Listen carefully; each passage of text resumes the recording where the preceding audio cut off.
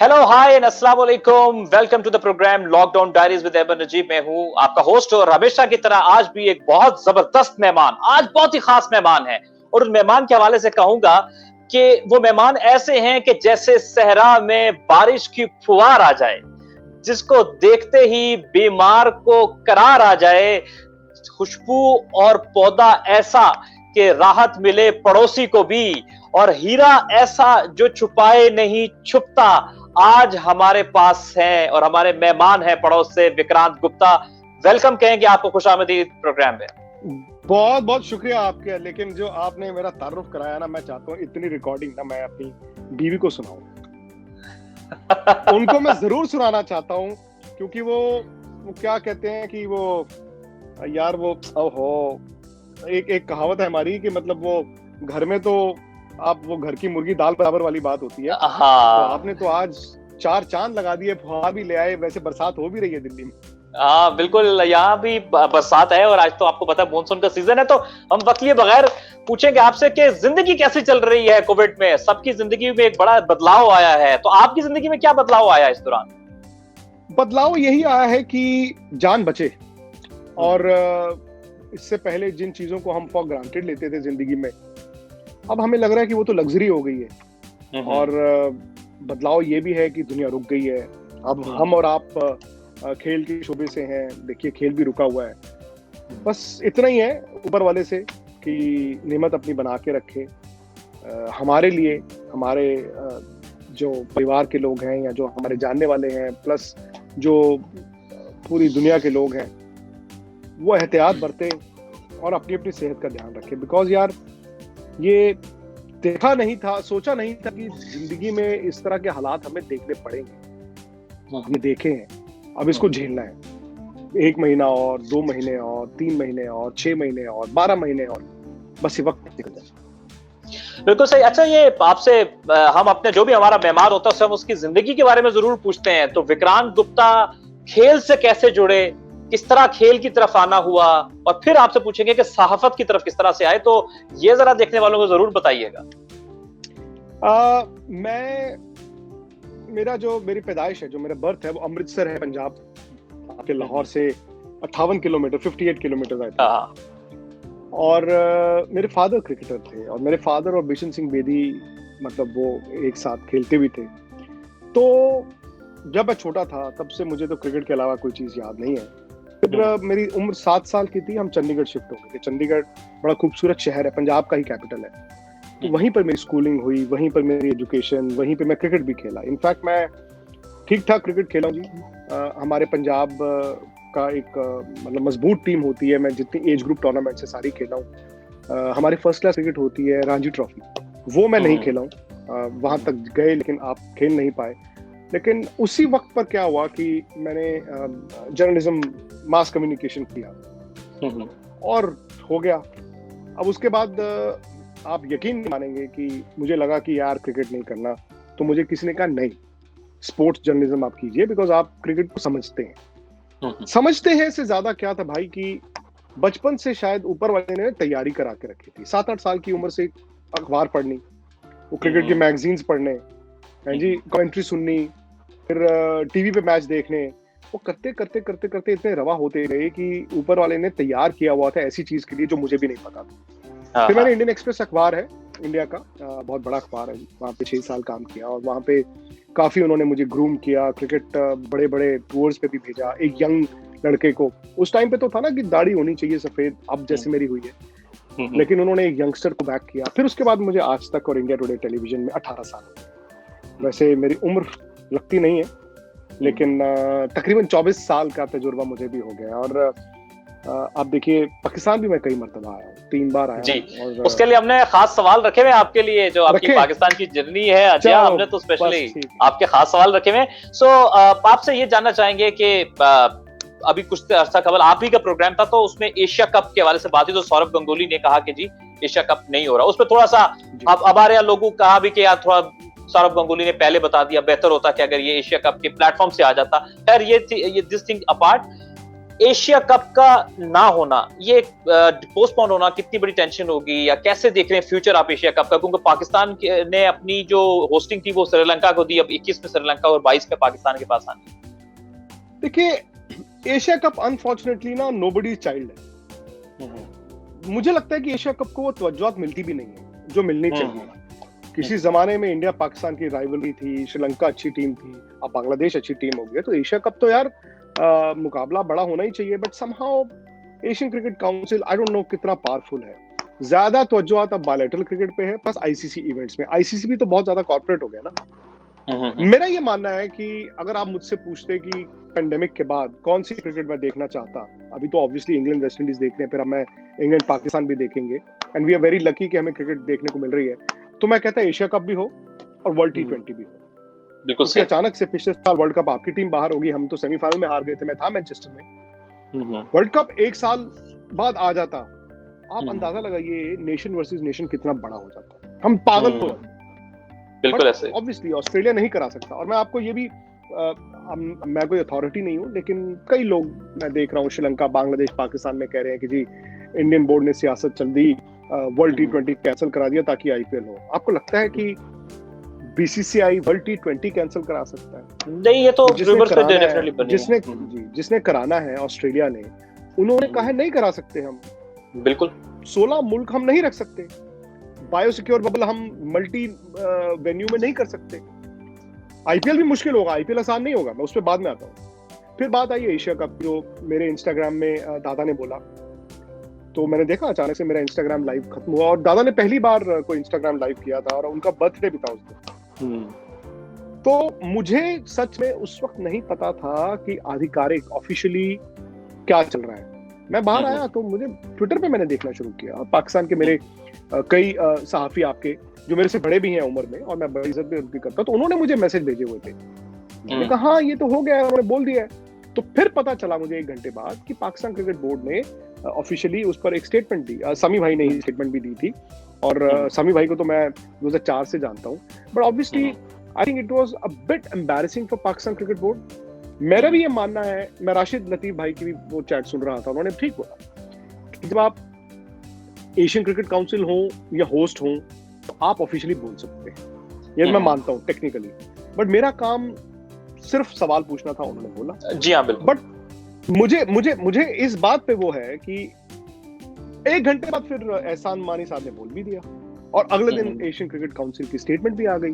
तो अब behind the doors क्या हो रहा था भाई मुझे नहीं पता। सिमिलरली 2 महीने से हमें पता है ना कि वर्ल्ड T20 नहीं होगा, क्यों आईसीसी ने लटका के रखा था पूरी दुनिया को। अब हर बोर्ड जानता है ना कि नहीं है भाई, वो विंडो खाली है, हम ये कर सकते हैं, ये नहीं कर सकते। बिल्कुल सही। तो एशिया कप भी हो जाता, एशिया कप तो खैर इसके साथ भी हो सकता था बाय द वे, आईपीएल के साथ भी। बिल्कुल एशिया कप भी करा देते, आप आईपीएल भी करा देते। मैं तो I was dying for nation versus nation, कि इंडिया की टीम या बाकी मुल्कों की टीम जो खेलेंगे एक दूसरे के अगेंस्ट। जो आपकी कंट्रीज खेलती है, नेशन वर्सेस नेशन होता है, उसका तो कोई मुकाबला ही नहीं है ना। आईपीएल ठीक है, आईपीएल बहुत बड़ा टूर्नामेंट है, लेकिन जो जुनून नेशन वर्सेस नेशन में होता है वो कहीं और नहीं होता। अच्छा, आईपीएल को लेके मैं आपसे सवाल करूंगा कि कुछ खबरें सुनने को मिल रही हैं कि हो सकता है कि जो वर्ल्ड T20 है उस विंडो में माइट भी इंडिया आईपीएल कराने की सोच रहा है। तो हो रहा है, होगा आईपीएल होगा। तो कौन से कंट्रीज आपको पोटेंशियल लग रहे हैं? यूएई, श्रीलंका, न्यूजीलैंड, कौन सा चूज कर सकता है India? 26 September is the tentative start date. Okay, tentatively 26 सितंबर से शुरू होगा, यूएई में होगा। उनके पास दुबई है, शारजा है, अबू धाबी है, और ये बात पहले से चल रही थी। इंडिया में नहीं हो सकता। हालांकि दादा ने, सौरव गांगुली ने उस दिन मेरे इंस्टा में बोला था कि इंडिया में कराना फर्स्ट प्रेफरेंस रहेगा, बट इंडिया में यार केसेस बढ़ रहे हैं, और क्राउड के बिना ही होना है, टीवी के लिए होना है, और प्लेयर्स भी तो सिक्योर फील करने चाहिए ना। जो बायोसिक्योर आपका इंग्लैंड में है वो हम इंडिया पाकिस्तान में नहीं कर सकते। जो भी है हमें ये मानना पड़ेगा। तो वहां पे केसेस भी कम है। तो and they are also rolling out the red carpet. I think Dubai और ये सब जो है they are very happy. Quarantine I think वहां पे अब डेज जो है वो भी शायद नहीं रहे, तो ये भी एक रिस्पाइट है। तो आईपीएल होगा, और आप देखेंगे आने वाले हफ्ते में ये ऑफिशियली अनाउंस भी होने शुरू हो जाएगा। बिल्कुल ठीक है। 26 September is the tentative date, और यूएई में होगा। बिल्कुल सही। अच्छा, हम बात करते हैं इंग्लैंड वेस्ट इंडीज की कि 3-4 माह से क्रिकेट देखी नहीं थी। पूरी दुनिया में लोग क्रिकेट देखने को तरस गए थे और एक खदशा था कि पता नहीं क्रिकेट कब शुरू होगी कोरोना की वजह से। लेकिन जब क्रिकेट लौट कर आई है तो इतने थ्रिलिंग मैचेस देखने को मिले हैं। 1-1 हो गया, होल्डर की पहले टेस्ट में परफॉर्मेंस, बेन स्टोक्स की दूसरे टेस्ट में परफॉर्मेंस, और फिर इसके साथ ही आपसे जानना चाहूंगा कि कैसा देख रहे हैं इस सीरीज का नतीजा, कि डिसाइडर कैसा होगा आपके ख्याल में? यार कहना मुश्किल है, लेकिन इंग्लैंड पहले टेस्ट मैच में साफ तौर पे रस्टी दिखा। मतलब देखिए, इंग्लैंड में बिकॉज ऑफ द पेंडेमिक 3-4 महीने तो क्रिकेट वो भी नहीं खेले। उन्होंने महीना आई थिंक फिजिकल फिटनेस पे काम किया, अलग अलग अलग उन्होंने प्रैक्टिस की। वेस्ट इंडीज में क्योंकि केसेस नहीं थे, शायद उन मुल्कों में इतनी रिस्ट्रिक्शंस नहीं थी, तो वेस्ट इंडीज जब आया पहले टेस्ट मैच में वो ज्यादा वो लगे, रवा लगे। इंग्लैंड को वक्त लगा, और इंग्लैंड की बैटिंग भी कमजोर है, हमें मानना पड़ेगा, और उनके पास बेन स्टोक्स है। और जिस तरह ये टेस्ट मैच अब जीते हैं और जिस तरह वेस्ट इंडीज की परफॉर्मेंस ठप करके गिरी है, मुझे नहीं लगता कि हैरानी होगी कि अगला टेस्ट मैच भी इंग्लैंड जीते और आराम से जीते, और सीरीज भी 2-1 से जीते। बिल्कुल ठीक है। सो पाकिस्तान को अगला दौरा, पाकिस्तान मौजूद है इंग्लैंड में, तो इंग्लैंड से खेलना है पाकिस्तान को। तो इस पाकिस्तान की टीम को, जो पिछले 2 टूर्स में काफी बेहतर टेस्ट सीरीज में पाकिस्तान ने परफॉर्मेंस दी थी इंग्लैंड में, तो कैसे देख रहे हैं? आपको लगता है कि कुछ थोड़ी बहुत टक्कर दे पाएगी इंग्लैंड की टीम को पाकिस्तान की टीम? उल्टा बोलिए कि इंग्लैंड पाकिस्तान को टक्कर दे पाएगी? जी जी, आपकी टीम ऑस्ट्रेलिया में अच्छा नहीं करती, आपकी टीम हमेशा इंग्लैंड में अच्छा करती है और इस बार भी करेगी।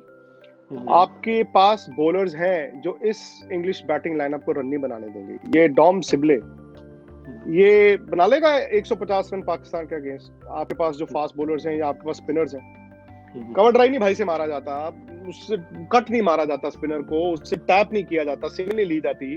वो तो रोशन चेज ने लाइन ही गलत रखी हुई थी। आपके स्पिनर्स जो अटैकिंग फील्ड लगाएंगे, उनको कहेंगे मार कवर ड्राइव, वो मार लेगा।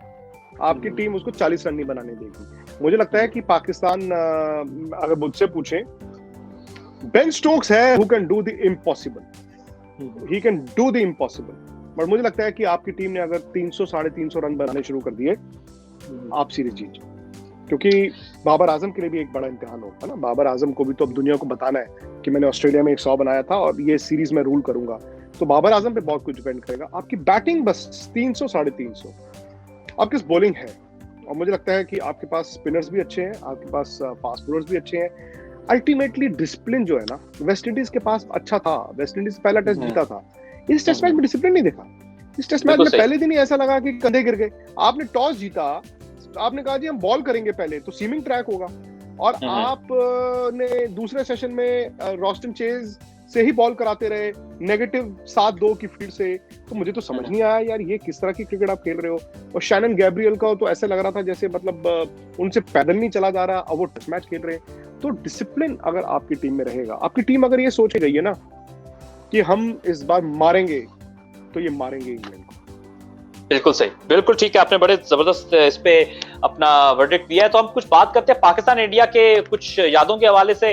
और पहले बड़ी क्रिकेट देखने को मिलती थी, हम भी जब छोटे देखते थे। 2004 में पाकिस्तान इंडिया आया, 5 में इंडिया पाकिस्तान आया, 6 में पाकिस्तान इंडिया गया, 8 में हम इंडिया गए, 12-13 में हम इंडिया गए। सो आप भी इस सारे टेन्योर में पाकिस्तान इंडिया के मैचेस को कितना मिस करते हैं? तो आप भी कई मरतबा पाकिस्तान आ चुके हैं, तो अपनी इस जर्नी को थोड़ा एक्सप्लेन कीजिएगा और कितना मिस कर रहे हैं फैन से लेकर जर्नलिस्ट तक पाकिस्तान इंडिया की जो बायलैटरल सीरीज। आप थोड़े हैरान होंगे, मैं आपको बताऊं कि मेरा पहला एक्सपीरियंस क्या था पाकिस्तान क्रिकेट का। 1979 आपकी टीम आई थी, और आसिफ इकबाल शायद कप्तान थे या माजिद खान कप्तान थे, दोनों में से एक कप्तान थे। 1979 आपकी टीम आई थी इंडिया, जिसमें इंडिया जीता था, और इमरान खान साहब शायद ज्यादा क्रिकेट नहीं खेले थे, वो इंजर्ड ही रहे थे। अमृतसर में एक 3-डे मैच हुआ था, नॉर्थ जोन वर्सेस पाकिस्तान, सही, जिसमें शायद माजिद खान, इन सबको मैंने पहली बार देखा था। तो that was the first time. उसके बाद 1982 में हम वहां गए और हम बुरी तरह हारे, जिसमें इमरान खान ने 40 विकेटें ली। फिर 83 में आपकी टीम आई थी और जलंधर में एक टेस्ट मैच हुआ था। जहीर अब्बास साहब कप्तान थे, और अगर वो सुन रहे हो तो मैं उनको रिगार्ड, क्योंकि बहुत ही आला इंसान है। तो उस टेस्ट मैच में मेरे जो फादर थे वो पंजाब क्रिकेट एसोसिएशन में थे, और वो पाकिस्तान टीम के लोकल मैनेजर थे। I was just 10 years old, तो मैं डैडी के साथ रहता था, होटल में भी और टीम बस में भी। तब तो सब होता था, आप ग्राउंड में भी चले जाते थे। मैंने बहुत बड़े बड़े प्लेयर आते थे, मोहसिन खान, मुदस्सर नजर, जावेद मियांदाद, इमरान खान नहीं थे उस दौरे में, मेरे ख्याल से जहीरबाज साहब तो कप्तान थे ही थे, तो तब मैंने देखना शुरू किया। और इंडिया पाकिस्तान तो ऐसा लगता था कि यार आपकी टीम को हम मारते रहे शारजा में, और 86 में मियादाद साहब ने ऐसा छक्का मारा, फिर आप ही मारते रहे। वो तो देख के टीवी पे टेंशन होती थी। फिर एज अ जर्नलिस्ट ऑब्वियसली मैंने जब मतलब इंडिया पाकिस्तान जब आपकी 99 में टीम यहाँ पे आई थी, मैं एक्सप्रेस अखबार में था, वो फेमस टेस्ट मैच चेन्नई में था, मैंने वो नहीं कवर किया था, बट मैंने दिल्ली में जब अनिल कुंबले ने 10 विकेटें ली थी तो मैं था वहां पे। और 6वीं विकेट के बाद मेरे स्पोर्ट्स एडिटर थे मेरे साथ, मैंने कहा सर 10 हो जाएंगी आज। उन्होंने कहा क्या बोल रहा है यार तू, और वाकई उस दिन 10 विकेटें हो गई। फिर मैं आया 4 में आया था पाकिस्तान, और मजे की बात क्या है ना कि वो टूर कैंसिल हो गया था, दैट टूर वाज कैंसल्ड। अचानक से अटल बिहारी वाजपेयी थे तब हमारे प्राइम मिनिस्टर, और मुझे खबर आई, मैं आज तक में था मैं तब, कि पीएमओ चाहता है कि ये दौरा हो। फास्ट ट्रैक हुआ, यहाँ से एक टीम भेजी गई, और हम लोगों को वीजास भी अप्लाई तो हम कर देते हैं टाइम पे, आपको पता है मिलते नहीं है ना जी। और कैमरा पर्सन को वीजा नहीं मिले थे। और मुझे भी जब पाकिस्तान हाई कमीशन से दोपहर को 3 बजे फोन आया था कि जी आप अपना वीजा ले लीजिए। अब 5 बजे की फ्लाइट होती थी तो वो तो पकड़ नहीं पाए। फिर अगले दिन की मैं फ्लाइट से गया था, और जब मैंने लाहौर जाना था, क्योंकि मैंने बचपन से पाकिस्तान टेलीविजन भी देखता था, मैं बार बार ही कह भी चुका हूँ, और मेरे फादर का बर्थ लाहौर का है, 2 साल के थे जब पार्टीशन हुआ, तो मैं बहुत क्यूरियस था कि यार देखें तो सही वहां पे क्या है, सुनते हैं हमारे जैसा है। तो 40 मिनट की फ्लाइट थी जी, दिल्ली से लाहौर उतरे हम, और लाहौर उतर के मैं बाहर आया और मैंने टैक्सी देखी। उसके 3 घंटे बाद हमारी कराची की फ्लाइट थी, मतलब हमने कराची जाना था, पहला वनडे कराची में था। तो मैंने एक टैक्सी वाले को कहा, मैंने कहा यार मुझे ना इतनी मतलब मुझे वो चुल मची हुई थी, मैंने कहा मुझे आप टैक्सी में बिठा के ना बस आधा घंटा घुमा दो ये आसपास ही। तो मैं बाहर गया, फिर हम कराची गए। कराची में तो तब सिक्योरिटी का इशू होता था, वो फेमस मैच 350 इंडिया ने बनाए, फिर इंडिया मैच जीत गया यार। उसके बाद तो जहां जहां गए, मतलब पहले डर होता था, ये नहीं कर सकते, वो नहीं कर सकते, फलाना नहीं कर सकते, ढिमकाना नहीं कर सकते, हमें को पूछने वाला ही नहीं था। पेशावर और कराची उस वक्त डर लगता था। मैं पेशावर और कराची में मुझे कहा यार ये कमाल है यार। लाहौर में तो खैर तब डिफरेंट ही होता था, लाहौर में तो हम रात के 2-2 बजे तक, फिर 5 में आपकी टीम जब आनी थी तो 1 हफ्ते के लिए मैं वहां पे गया था पाकिस्तान, आपका कैंप चल रहा था गजाफी स्टेडियम और एनसीए में। तो मैं तब भी जितने आपके बड़े प्लेयर्स हैं सबका इंटरव्यू किया, मुझे किसी ने कभी मना नहीं किया, बड़ा प्यार दिया, मैं आपको सच बताऊं। फिर दोबारा 6 में वहां पे गए, और 6 में वहां पे गए, 6 में तो फिर ऐसा लग रहा था कि जी ये तो अपना ही है जी, हम तो हर रोज आते हैं, वो चीज हो गई थी। लेकिन मजे की बात 6 में क्या हुई थी मेरे साथ एक बार, क्योंकि 4 में और 6 में यहाँ से 8-10 हजार लोग भी गए थे, आपको याद होगा। मेरे फादर 2004 में गए थे टेस्ट मैच देखने लाहौर का, जो इंडिया हार गया था, राइट। और 2006 में मेरे फादर इन लॉ गए थे। तो 6 में मैं आपके उस तरफ से जो वाघा बॉर्डर है, भाई इधर से तो मैं गया ही हुआ हूँ, अमृतसर से तो मैं गया ही हुआ हूँ, अटारी जिसको वाघा कहते हैं, उधर से भी आके मैंने देखा था। तो मैं मतलब आप लगा लीजिए कि मैंने वो दोनों तरफ से वो जो बॉर्डर का दरवाजा है ना, उधर दोनों से देखा। तो 6 में तो फिर बड़ा अच्छा हो गया। उसके बाद एक ही बार पाकिस्तान गई है इंडिया की टीम 2008 में एशिया कप, उसमें मैं नहीं जा पाया था क्योंकि मैं ऑस्ट्रेलिया टूर करके आया था। सोचा नहीं था कि इसके बाद कभी मतलब जाना नहीं होगा। तो बस ये है कि अब आईसीसी टूर्नामेंट्स में ही मुलाकात होती है जी, लेकिन जब भी प्लेयरों से बात करते हैं। बहुत अच्छे से आपने बताया और यकीनन बहुत सी जबरदस्त यादें आपने ताजा की हैं। मैं आपसे जानना चाहूंगा कि मिड 80s से लेकर 90s पूरे में पाकिस्तान की टीम तभी काफी डोमिनेट किया पाकिस्तान ने, लेकिन 2000 के बाद से इंडिया ने डोमिनेशन, इंडिया की पार्ट एरा शुरू हुआ जहां पर इंडिया ने काफी ज्यादा डोमिनेट किया, और अब तो खैर दोनों टीमों में काफी फर्क आ गया है। तो आप क्योंकि बहुत ही वेल इन्फॉर्म जर्नलिस्ट हैं, तो आपसे ये जानना चाहेंगे इंडिया ने क्या ऐसा खास किया अपनी क्रिकेट में, अपने स्ट्रक्चर में, या क्या ऐसी तब्दीली लाई जिसकी वजह से इंडिया की क्रिकेट इतनी ऊपर चलेगी और खासतौर पर फास्ट बॉलर्स की इतनी लंबी जबरदस्त बैटरी आना शुरू हो गई? देखिए पाकिस्तान इंडिया बराबर ही था 80s में in terms of money and everything, और पाकिस्तान क्रिकेट बोर्ड और बीसीसीआई तो दोस्त थे ना। 83 में हम वर्ल्ड कप लेके आए, 87 में हमने होस्ट किया। आपकी टीम देखिए हर आपके ना वो पीक था शायद, मतलब ईंट फेंको और लेजेंड, ईंट फेंको और लेजेंड, ईंट फेंको और लेजेंड। उस टाइम के आप प्लेयर निकाल लीजिए तो वो टीम बेहतर थी। इंडिया थोड़ा डिप कर रही थी, लेकिन इंडिया में क्या हुआ 90s के बाद से मुझे लगता है कि टर्न अराउंड हुआ जब राहुल द्रविड़ आए, सौरव गांगुली आए, अच्छा उसके बाद लक्ष्मण भी आ गए, अनिल कुंबले ऑलरेडी थे, सचिन तेंदुलकर ऑलरेडी थे, श्रीनाथ थे, तो ये टीम बननी शुरू हुई। फिर जब सौरव कप्तान बने ना 2000 में, वो आई थिंक सिर्फ इंडिया पाकिस्तान नहीं, सौरव की कप्तानी में ना इंडियन क्रिकेट ही बड़ा इंप्रूव किए, बिकॉज उन्होंने ये नहीं कि हमने घर में जीत रहे हैं, समहाउ उन्होंने मतलब उन्होंने एक पंजाब से हरभजन सिंह को उठा लिया, एक पंजाब से युवराज को उठा लिया, दिल्ली से सहवाग और नेहरा को उठा लिया, वो अहमदनगर से जहीर खान को, उन्होंने ऐसे ऐसे लड़के उठाए। वो कहते ना जौहरी हीरे की कदर, तो उन्होंने हीरे बना दिए और सेंस ऑफ बिलीफ वो टीम में डाल दिया। And this was also period जब ना बीसीसीआई पावरफुल होता गया, पैसे में भी, रुतबे में भी और क्रिकेट में भी। और अगर आप इंडिया वर्सेस पाकिस्तान देखें तो ये कोइंसाइड किया है आपके लेजेंड्स के जाने के साथ, जैसे सलीम मलिक, जावेद मियादाद ये चले गए, वसीम भाई से बहुत डरते थे हम लोग, वसीम भाई भी चले गए जब, और ये जो टोरंटो में होता था ना सहारा कप, जी हाँ, उसमें इंडिया का विश्वास हुआ। वो एक दो ऐसे सहारा कप हुए जिसमें इंडिया ने बुरी तरह से पाकिस्तान को हराया। I think that was the time जब इनको ये लगा हाँ यार वी कैन डू इट, और फिर टीम बनती गई। और आप देखिए ना पाकिस्तान के साथ पिछले 10-12 साल में तो ये भी है ना कि आपके क्रिकेट ही नहीं मुल्क में, घर में नहीं हुई, उसका नुकसान तो होता ही, तो उसका नुकसान तो होता ही है ना। अच्छा, मैं एक आपसे ये भी जानना हम चाहेंगे कि वैसे तो चले जब हमारी टीम ज्यादा तगड़ी भी थी तब भी पाकिस्तान वर्ल्ड कप में इंडिया से नहीं जीत पाया, तो आपको ये आप मुझे बताइए, ये आप बताइए क्यों ऐसा होता है? अच्छा, अगर आप मेरे से पूछेंगे तो मैं ये समझूंगा कि मुझे ये लगता है कि पाकिस्तान ज्यादा अंडर प्रेशर खेलता है। जब मजबूत थे तब भी ऑन दैट डे, और जब थोड़े से अब उनसे वीक हो गए तो तब भी अंडर ऑन दैट डे ज्यादा प्रेशर में खेलते हैं एज कंपेयर टू इंडिया, जब भी मैंने देखा है, इवन 90s में भी। अब तो मैंने ये देखा है, देखिए 92 में तो इंडिया ने जो पाकिस्तान को हराया, पाकिस्तान को वर्ल्ड कप नहीं दिया। 96 में खैर इंडिया सेमीफाइनल में हारा, 99 में आपकी टीम हमारे से हार गई पर फाइनल तक चली गई। बट 2003 के बाद से, और मैंने जो वर्ल्ड कप कवर करने शुरू किए खुद जाके, वो 2003 ऑनवर्ड्स किए। 3 का मैच जो आपकी टीम हारी ना, उसके बाद समहाउ 7 में तो हमारा मैच ही नहीं हुआ, फिर हम 11 में खेले। तब तक बिकॉज ताल्लुकात भी दोनों मुल्कों के थोड़े खराब हो चुके थे और इंडिया का सिस्टम इंप्रूव हो चुका था, इंडिया के पास प्लेयर्स अच्छे आ चुके थे। 11 में, 15 में, 19 में मुझे ये मैच से 1-2 दिन पहले कॉन्फिडेंस हो जाता था कि इंडिया जीतेगा। समहाउ पाकिस्तान के प्लेयरों पे ना फियर ऑफ फेलियर दिखता था। टीम आपकी जबरदस्त होती थी, ऐसा नहीं है, लेकिन फियर ऑफ फेलियर दिखता था। अब 2011 में तो सेमीफाइनल था ना, जो टीम जीती वो वर्ल्ड कप जीती, साफ था। जी हाँ, जो टीम 2011 सेमीफाइनल जीती वो वर्ल्ड कप जीती, और आपकी टीम अच्छी थी, वो बुरी टीम नहीं थी। लेकिन आपने ठीक कहा, वो तनाव, थोड़ी सी टेंशन आपकी टीमों में ज्यादा दिखती थी। बिल्कुल ठीक है।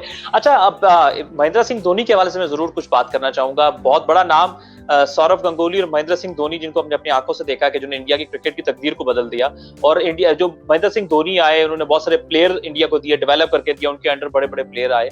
सो उनकी क्रिकेट का लगता है ये है कि कुछ वर्षों में इख्तिताम हो जाएगा, जो अपने रिटायरमेंट का भी ऐलान किया था शायद उन्होंने। तो कैसे देख रहे हैं कि जब भी कभी वो रिटायर होंगे तो को खलापुर कर पाएगा? लगता है विराट कोहली या कोई और प्लेयर उनका वो जगह ले पाएंगे, बीइंग एन कैप्टन के जितना ब्रिलियंट माइंड है। सचिन तेंदुलकर की जगह अभी तक कोई नहीं ले पाया है, वसीम अकरम की जगह कोई नहीं ले पाया है, इंजमामुल हक की जगह कोई नहीं ले पाया है, शोएब अख्तर की जगह कोई नहीं ले पाया है। जगह तो देखिए बड़ी मुश्किल होती है, लेकिन क्रिकेट ऐसी चीज है, खेल ऐसी चीज है, आपको आगे जाना है भाई। हम पिछले 10-12 साल में उसेन बोल्ट से बड़ा हमने नाम नहीं सुना, उन्होंने भी तो छोड़ दिया ना। बिल्कुल तो महेंद्र सिंह धोनी बहुत बड़े कप्तान थे, उन्होंने बहुत कुछ जीता, लेकिन उनकी कप्तानी बाद में ना स्टेल होती गई।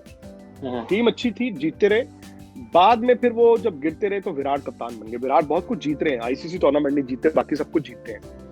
मुझे लगता है धोनी का गेम भी ना पिछले 2-3 साल में वो नहीं रहा था जो किसी जमाने में हुआ करते थे। और देखिए ये आपको मानना पड़ेगा, याददाश्त से क्रिकेट नहीं खेली जाती, उम्र आती है, हर किसी की आती है, और वो ग्रेसफुली अपनी क्रिकेट खेले, इज्जत से खेले। और जो इंसान इज्जत से क्रिकेट खेला हो, हम चाहते हैं कि उसकी विदाई भी ना इज्जत से हो। बिल्कुल ठीक। वर्ल्ड कप उनका लास्ट था, मैं आपको बता दूं, पिछले साल सबको पता था, और इंडिया हार गया सेमीफाइनल में, इसलिए शोर नहीं मचा। उसके बाद से उन्होंने 1 साल क्रिकेट नहीं खेली है। स्पेकुलेशंस हैं, क्योंकि धोनी चुप रहते हैं। शायद उनके जहन में था कि शायद वर्ल्ड T20 में मुझे कंसिडर किया जाए, बट घर बैठ के तो क्रिकेट नहीं खेली जाती। वो लड़के जो खेल रहे हैं, ऋषभ पंत या केएल राहुल, उनका क्या कसूर है? सो मेरे ख्याल से I think we have seen the last of MS Dhoni in India colours. Wonderful, मतलब हमारे तो जी वो कोहिनूर थे और रहेंगे, हमेशा रहेंगे। बिल्कुल ठीक है। अच्छा, मैं आपसे जल्दी से जानना चाहूंगा कि आप ये बताइए कि पाकिस्तान में तो बहुत इंडिया के जो भी करंट एरा के प्लेयरों को बहुत फैन फॉलोइंग है, विराट कोहली, धोनी, आप किस प्लेयर का नाम ले लें, क्या ये जो अभी की जो पाकिस्तान की लौट है, इनमें भी कोई ऐसा प्लेयर है जिसको आपके ख्याल में इंडिया में थोड़ा पसंद किया जाता है? बाबर आजम, हर कोई देख रहा है भी बाबर आजम क्या करेंगे। और बाबर आजम से मुझे लगता है कि इस वक्त देखिए वर्ल्ड को भी ना बड़े बड़े क्राउड पुलर्स चाहिए, जैसे बेन स्टोक्स मेरे ख्याल में एक लेटेस्ट एडिशन है, ये क्राउड को लेके आ सकते हैं। बाबर आजम उनमें से एक है। But the only thing is मुझे जो थोड़ा, और मैं चाहता हूँ कि बाबर आजम अच्छा करें, उनकी बातें मैं सुनता हूँ बहुत देसी लगते हैं, और यही उनकी ताकत है कि वो बनावटी बात नहीं करते, और उनकी गेम में भी वो बनावटीपन नहीं दिखता। बट बस, और ये मेरा देखिए मेरा ये फर्ज नहीं बनता कहना, लेकिन मैं ये चाहता हूँ कि आप अगर पाकिस्तान क्रिकेट फैन है ना, तो आप बाबर आजम को जितना सपोर्ट कर सकते हैं कीजिए। फेल भी होंगे वो, लेकिन जब वो फेल होंगे ना तो उनपे पत्थर ना कोई मारे, सब ये कहें कि यार जल्दी से निकल के फेलियर से आओ। हर बड़ा आदमी फेल होता है, वो भी होंगे। अगर आप बाबर आजम के साथ खड़े रहे, ये दुनिया के बड़े प्लेयरों में से एक प्लेयर बन सकते हैं। We are moving towards the segment rapid fire. Ji Vikrant Gupta ji, best place you found in Pakistan? यार फंसा दिया आपने। बेस्ट प्लेस मैं लाहौर ही कहूंगा, हालांकि इस्लामाबाद बहुत खूबसूरत था। लाहौर चंगी गाल हो गई है। अच्छा जी, most funny cricketer ever you saw in your life? यार मैं इन गुड सेंस बोलूंगा, इसको आप बुरे सेंस में मत लीजिए। इंजी भाई का जो सेंस ऑफ ह्यूमर है ना, इतना ड्राई, मतलब पता नहीं चलता वो डांट रहे हैं या प्यार कर रहे हैं, लेकिन उनके साथ मैंने टाइम स्पेंड किया। हमारे इस ऑफिस में भी उन्होंने आके शोज किए हैं, मुझे बहुत अच्छे लगते हैं यार उनका एक्चुअली। फनी भी है, लेकिन आई लाइक इट। बिल्कुल सही है। इंडिया और पाकिस्तान का सबसे यादगार मैच आपकी नजर में?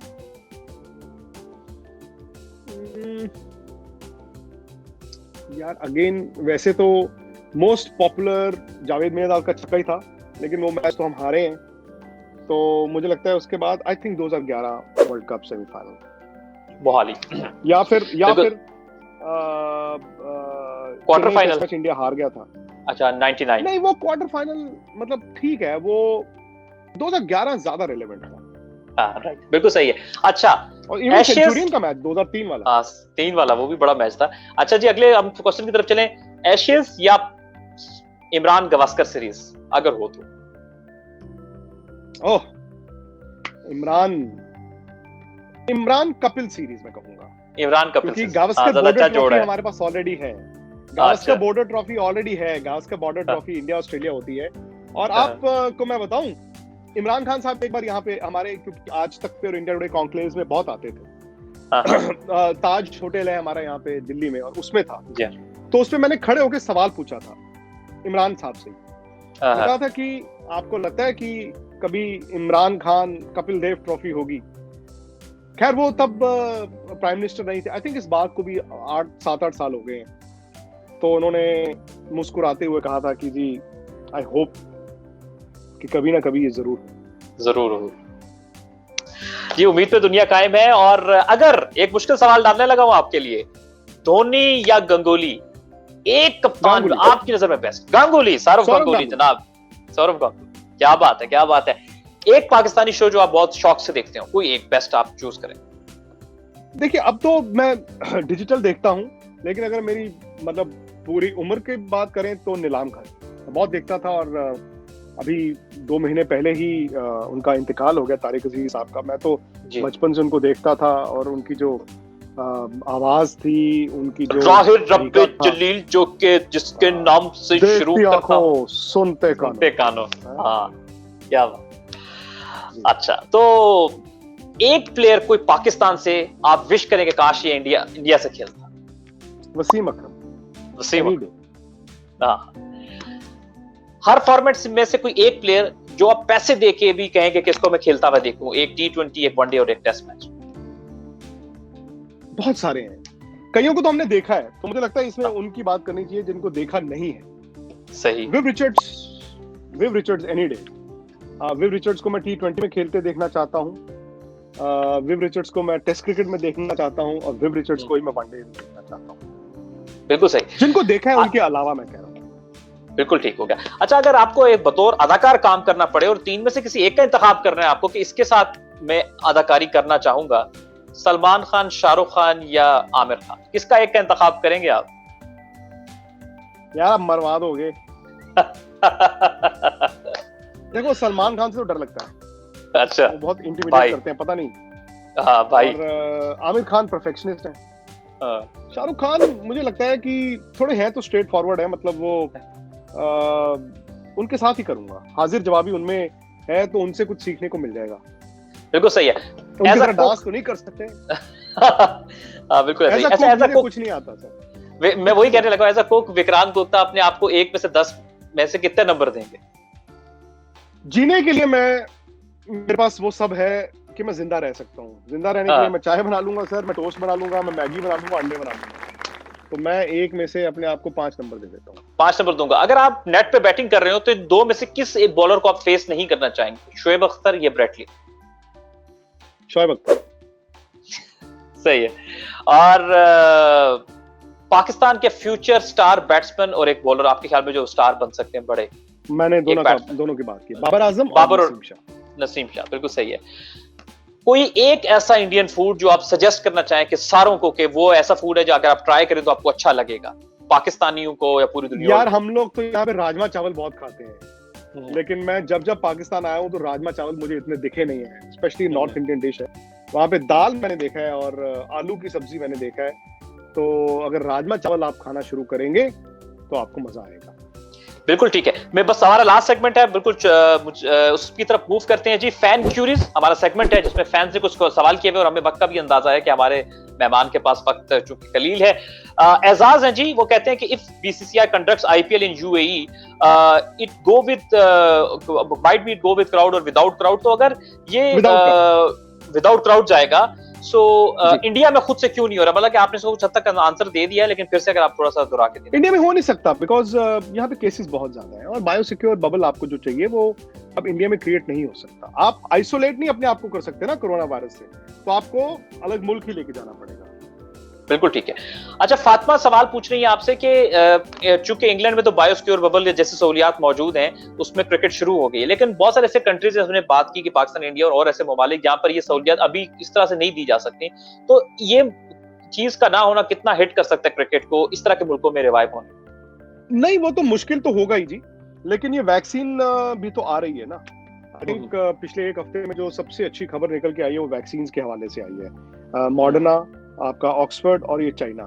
हो सकता है अगले 2 महीने, 3 महीने, 4 महीने बाद कभी ना कभी तो डोजेज आनी शुरू होगी। पूरी दुनिया के लिए नहीं आएगी, थोड़ी क्वांटिटी में आएगी। और जब आप अमंग दी प्रायोरिटीज जो होंगी उनमें हो सकता है आपके टॉप क्लास स्पोर्ट्स पीपल भी हो, स्पोर्ट्स पर्सन भी हो।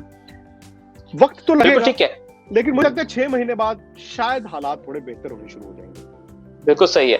और अब लास्ट क्वेश्चन है जी आपसे कि फैसल शाह पूछ रहे हैं आपसे, शाह फैसल पूछ रहे हैं आपसे कि जी 3 ऐसे फैक्टर आपके ख्याल में जिसपे वैसे कि 90s इंडिया की क्रिकेट लिफ्ट होना शुरू हुई तो फिर आगे लिफ्ट होती चली, 3 मेन फैक्टर्स आपके ख्याल? आई थिंक इंडिया के पास जो पैसा आया और उस पैसे का उन्होंने सिस्टम में इस्तेमाल बड़ा अच्छा किया। दूसरा, जब सचिन तेंदुलकर को राहुल द्रविड़, सौरव गांगुली, लक्ष्मण, अनिल कुंबले, श्रीनाथ इनका साथ मिला और फिर उसके बाद यंगस्टर्स आए। और तीसरा, 2000 में जब सौरव गांगुली कप्तान आए और उन्होंने जो नए पौध को तैयार किया, मतलब जो नए जनरेशन को तैयार किया और जिस तरह से बैक किया। 3 रीजंस। बिल्कुल सही जी। विक्रांत गुप्ता जी, बड़ा मजा आया आपके साथ बात करके, बहुत लाइवली, बहुत जबरदस्त आपने जवाब दिए। और मैं तो हमेशा आपके बारे में कहता हूं कि महान हैं, स्पोर्ट्स की दुनिया के पहलवान हैं, और खुश रहिए, खुशियां बखेरते रहिए, और हम कोशिश करेंगे कि फिर कभी आपके पास वक्त हो तो एक और सेशन आपके साथ जरूर रखेंगे। बहुत बहुत शुक्रिया, आपने हौसला अफजाई की है मेरी, और मुझे भी बड़ा अच्छा लगा। इनफैक्ट पता ही नहीं चला कि वक्त कब निकल गया। और कॉम्प्लीमेंट आपको और आपके चैनल को भी, क्योंकि आपने जो सवालात किए ना, मजा आ गया मुझे। Thank you so much. क्या बात है, थैंक यू सो मच। आप यूं ही सदा मुस्कुराते रहिए, जवान रहिए। बहुत शुक्रिया, थैंक यू सो मच आपका। आई होप व्यूअर्स कि आपको आज की ये स्पेशल एपिसोड हमारे पड़ोस से आए मेहमान विक्रांत गुप्ता के साथ अच्छी लगी होगी। आप मजीद ऐसा कुछ देखना चाहते हैं, मजीद मेहमानों को हमारे प्लेटफॉर्म पे देखना चाहते हैं, तो फिर हमारे प्लेटफॉर्म को देखते रहिए।